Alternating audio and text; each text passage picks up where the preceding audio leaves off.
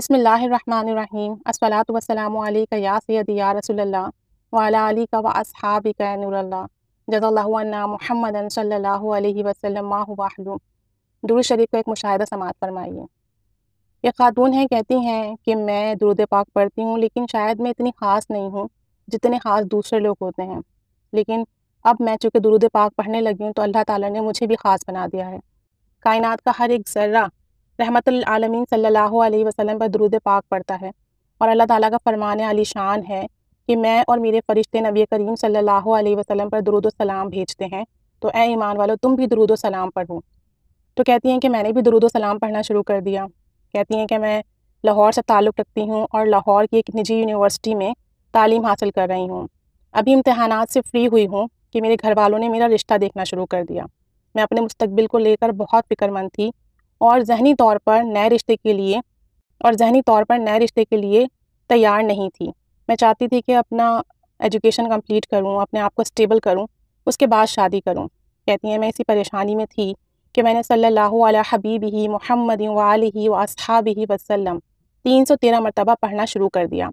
درود خضری انہوں نے 313 مرتبہ اپنی پریشانی کا تصور کر کے پڑھنا شروع کر دیا۔ کہتی ہیں کہ میں نے یہ درود پاک پڑھنا شروع کیا، ادھر میرے گھر والے لڑکے دیکھ رہے تھے، لڑکوں کے گھر بار دیکھ رہے تھے، ان کی معلومات لے رہے تھے، اور میں نے یہ نیت کی کہ اللہ اس درود پاک کی برکت سے جو بھی فیصلہ میرے گھر والے میرے لیے کریں اس میں میری مرضی ضرور شامل کریں، اور جو میری مرضی ہو اس کے مطابق ہی میرے حق میں فیصلہ ہو۔ کہتے ہیں کہ ہمارے خاندان میں جلدی شادی کا رواج تھا اور میں اس رواج کے سخت خلاف تھی۔ کچھ دن ہی درود شریف پڑھا تھا کہ میرے والدین نے مجھ سے میری مرضی پوچھی،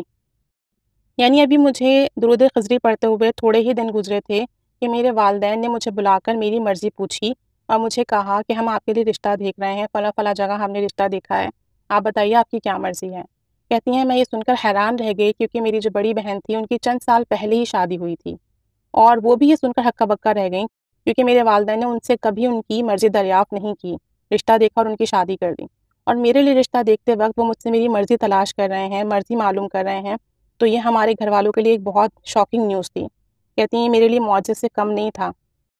کیونکہ میرے والدین پڑھائی وغیرہ کے معاملات میں اتنے سیریس نہیں تھے، انہیں بس لڑکیوں کی جلدی شادی کی فکر تھی۔ میں نے اپنے والدین کو اپنی مرضی بتائی کہ میں تعلیم مکمل کرنا چاہتی ہوں، اس کے بعد شادی کروں گی، تو میرے والدین نے لڑکے والوں سے معذرت کر لی کہ ابھی وہ تعلیم مکمل کرنا چاہتی ہے اور ابھی شادی نہیں کر سکتے ہم۔ میرے والدین میرے فیصلے پر راضی ہو گئے، اور یوں میری زندگی میں ایک ایسا معجزہ ہوا جس کے بارے میں مجھے گمان تک نہ تھا، اور اس دن سے لے کر آج تک میں نے درود پاک کی روٹین قائم کی ہوئی ہے، اور ہر روز میں درود پاک پڑھتی ہوں صلی اللہ علیہ حبیبہ محمد وآلہ واصحابہ وسلم۔ کہتی ہیں کہ اگر ایسا کوئی مسئلہ ہے، پریشانی ہے،